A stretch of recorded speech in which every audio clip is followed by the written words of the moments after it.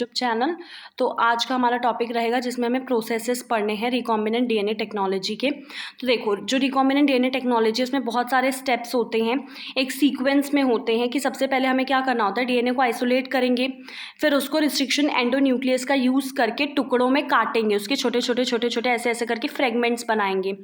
उसके बाद जो डिज़ायर डीएनए फ्रेगमेंट है उसको हम निकालेंगे, उसको वेक्टर के साथ चिपकाएंगे, लाइगेशन डीएनए लाइगेज का यूज़ करके उस डीएनए फ्रेगमेंट को वेक्टर से चिपका देंगे और उस रिकॉम्बिनेंट डीएनए को जहाँ जो होस्ट रहेगा उसमें हम ट्रांसफ़र कर देंगे। होस्ट सेल को कल्चर करेंगे एक मीडियम में एट अ लार्ज स्केल, और जो हमें डिज़ायर्ड प्रोडक्ट होगा उसका हम एक्सट्रैक्शन करेंगे। अब हम एक एक करके डिटेल में इन स्टेप्स को पढ़ने वाले हैं जो मैंने आपको ऊपर बताया। परफेक्ट। तो चलिए, अब सबसे पहले हम देखेंगे कि जो आइसोलेशन, अब जेनेटिक मटेरियल को हम कैसे निकालेंगे डीएनए को। सबसे पहले देखो, जो न्यूक्लिक एसिड होता है वो आपका जेनेटिक मटेरियल होता है, जितने भी ऑर्गेनिज्म है बिना किसी एक्सेप्शन के, इसमें कोई एक्सेप्शन नहीं है। ज़्यादातर में आपका डीएनए होता है जो कि आपका डीऑक्सीराइबो न्यूक्लिक एसिड है। अगर हमें डीएनए को कट करना है रिस्ट्रिक्शन एंजाइम से तो हमें उसको प्योर फॉर्म में करना होगा, बाकी जितने भी मैक्रोमोलिक्यूल्स होंगे उससे उसे हमें आज़ाद करवाना होगा, ठीक है, उसे फ्री करना होगा। सिंस जो डीएनए है वो आपका मेम्ब्रेन के अंदर होता है, ठीक है, enclose within a membrane. तो सबसे पहले हमें क्या करना पड़ेगा, सेल को we have to break the cell open, ठीक है, उसको खोलना पड़ेगा। और फिर जो डीएनए है उसके साथ के जो भी मैक्रोमोलिक्यूल्स हैं जैसे आरएनए, प्रोटीन्स, पॉलीसेकेराइड, लिपिड्स, वो सब निकलेंगे। This can be achieve by treating. हम करेंगे क्या कि आपका जो बैक्टीरियल सेल है, प्लांट एनिमल टिश्यू जो है उसको एंजाइम से ट्रीट करेंगे। जैसे आपका लाइसोजाइम है बैक्टीरिया के लिए, अगर बैक्टीरिया है तो उसको इस एंजाइम से, सेलुलेज है प्लांट सेल्स, काइटिनेज है। तो मतलब बेसिकली हमें क्या करना है, सेल वॉल को सबसे पहले हमें क्या करना है, आपका ब्रेक करना है, ठीक है। यू नो कि जीन्स आपके कहाँ पे लोकेटेड होते हैं, are located on a long molecule of DNA, जो कि आपका प्रोटीन के साथ बंधा हुआ होता है, जैसे कि आपने वो हिस्टोन वाला पढ़ा होगा, ठीक है। तो जो आरएनए है can be removed by treatment. RNA को आप कैसे रिमूव कर पाएंगे, राइबो न्यूक्लियस से ट्रीट करके। प्रोटीन को आप कैसे रिमूव करेंगे, प्रोटीएज से, ठीक है। ये सब एंजाइम्स हैं जो उनको डाइजेस्ट कर जाएंगे। बाकी के जो मॉलिक्यूल्स हैं उनको आप एप्रोप्रिएट ट्रीटमेंट से आप निकाल सकते हैं। एंड प्योरीफाइड डीएनए जो है ultimately precipitate out after addition of, जैसे आप उसमें चिल्ड इथेनॉल डालेंगे वो आपका निकल जाएगा और इसमें आपको फाइन थ्रेड्स के दिखेंगे। अब जैसे आप यहाँ पे देखिए, ये जो आपको दिख रहा है ये चीज़, ये जो है ये डीएनए ही है, ठीक है।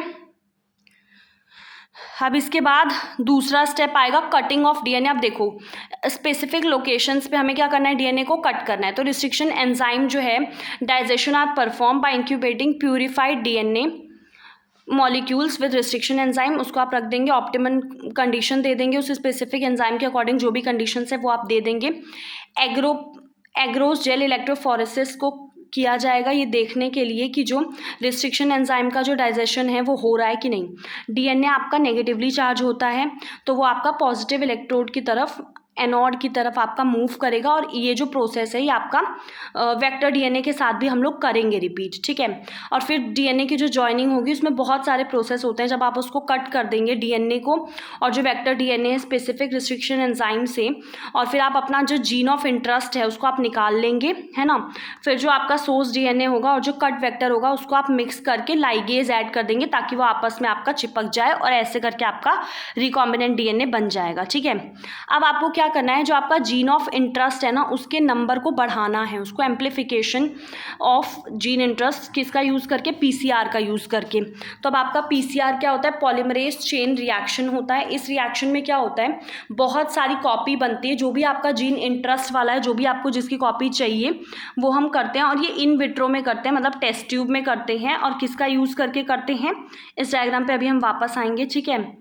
हम किसका यूज़ करके करते हैं, 2 सेट्स ऑफ प्राइमर्स का यूज़ करके करते हैं।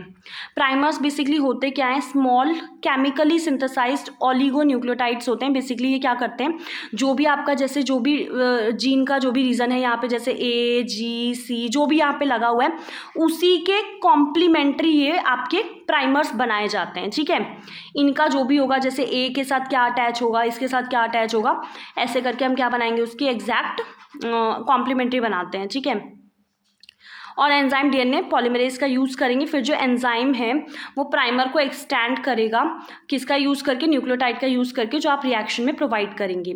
और फिर genomic DNA as a template. अब ये जो प्रोसेस है रेप्लिकेशन का, इसको हम बहुत बार करते हैं। इससे क्या होता है कि जो सेगमेंट होता है डीएनए का, उसको हम अप्रॉक्सीमेटली बिलियन टाइम्स उसको बढ़ा सकते हैं, एम्पलीफाई कर सकते हैं, 1 बिलियन कॉपीज़ हम बना सकते हैं। और ये जो बार बार एम्पलीफिकेशन है, ये हमें कैसे मिलेगा, जब हम थर्मोस्टेबल डीएनए का यूज़ करेंगे। डीएनए पॉलीमरेज जो हमने बैक्टीरियम से निकाला है, दैट इज थर्मस एक्वेटिकस, जो आपका हाई टेम्परेचर पे भी एक्टिव रहता है, चाहे induce denaturation of double stranded DNA. और जो एम्पलीफाइड फ्रेगमेंट है, इफ डिजायर्ड, अब उसको हम क्या कर सकते हैं, लाइगेट कर सकते हैं वेक्टर के साथ और फर्दर क्लोनिंग कर सकते हैं। अब एक बार आप पहले ध्यान से मैं आपको ये चीज़ समझा देती हूँ। जैसे देखो यहाँ पे इन्होंने ना ये वाला जो रीज़न है, ये वाला रीज़न इन्हें क्या करना है, एम्पलीफाई करना है। ठीक है, सबसे पहले डीनेचुरेशन करते हैं कि इन दोनों फ्रेगमेंट्स को अलग करते हैं। ठीक है, ये अलग किया। अब यहाँ पे इन्होंने प्राइमर्स, देखो यहाँ पे 3 प्राइम वाली पोजीशन थी, तो यहाँ पे 5 प्राइम है, इसके कॉम्प्लीमेंट्री होना चाहिए। यहाँ 5 तो यहाँ 3। ठीक है, अब इन्होंने ये कर दिया। और वही सेम दूसरे साइड भी, ठीक है, दूसरे साइड भी इन्होंने वही चीज़ जोड़ी है, उसे एनीलिंग। ठीक है, अब इसके बाद फिर क्या ऐड करते हैं, डीएनए पॉलीमरेज ऐड करते हैं, डीऑक्सी न्यूक्लियोटाइड ऐड करते हैं। अब ये एक्सटेंशन का प्रोसेस होता है कि ये आपका 5 प्राइम से 3 प्राइम की तरफ एक्सटेंड हो रहा है और ये आपका इधर एक्सटेंड हो रहा है। फिर ऐसे ही आप साइकिल रिपीट करते जाएंगे तो आपको 1 बिलियन तक कॉपीज़ मिल जाएंगी।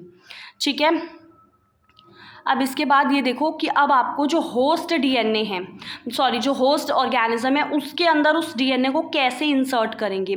तो ऐसे बहुत सारे मेथड हैं जिससे कि हम लाइगेटेड डीएनए को इंट्रोड्यूस करवा सकते हैं रेसिपेंट सेल में। रेसिपेंट सेल को पहले तो कम्पिटेंट बनाएंगे ताकि वो उसको रिसीव कर पाए और डीएनए को ले पाए जो उसकी सराउंडिंग में प्रेजेंट है, so if a recombinant DNA bearing gene for resistance to antibiotic, वो आपका इकोलाई में भी आ जाए। ठीक है, और जो होस्ट है वो अपने आप को एम्फिसिलिन रेजिस्टेंट सेल में कन्वर्ट कर ले या बना ले। ठीक है, तो अगर हम ट्रांसफॉर्म्ड सेल को अगार प्लेट पे स्प्रेड करते हैं जिसमें कि आपका एम्फिसिलिन होगा, तो ओनली जो ट्रांसफॉर्मेंट्स हैं वही ग्रो करेंगे। अब ट्रांसफॉर्मेंट्स क्या होते हैं ये हमने बता रखा है, जो आपका लेते हैं प्लाज्मिड को टेकअप करते हैं, है ना। और जो अनट्रांसफॉर्म्ड रेसिपेंट है वो मर जाएंगे क्योंकि उनके पास एम्फिसिलिन रेजिस्टेंस सेल ही नहीं है। तो जिन्होंने एम्फिसिलिन रेजिस्टेंस जिनमें होगा वो सर्वाइव करेंगे, जिनमें नहीं होगा वो नहीं करेंगे। तो ट्रांसफॉर्मेंट कौन से हैं, वही तो हैं जिनके पास एम्फिसिलिन रेजिस्टेंस है। तो due to ampicillin resistance gene one is able to, हम क्या कर सकते हैं, ट्रांसफॉर्म्ड सेल को इन प्रेजेंस ऑफ एम्फिसिलिन हम क्या कर सकते हैं, सेलेक्ट कर सकते हैं। इसीलिए एम्फिसिलिन रेजिस्टेंस जीन इस केस में क्या हो गया, सेलेक्टेबल मार्कर, मतलब जिसका यूज़ करके हम सेलेक्ट कर पा रहे हैं। ठीक है, अब ये वाला जो है ये मैं आपको नेक्स्ट क्लास में कराऊंगी। So thank you so much, अपना ध्यान रखिएगा एंड कोई डाउट हो तो आप पूछ सकते हैं कमेंट सेक्शन में। Thank you.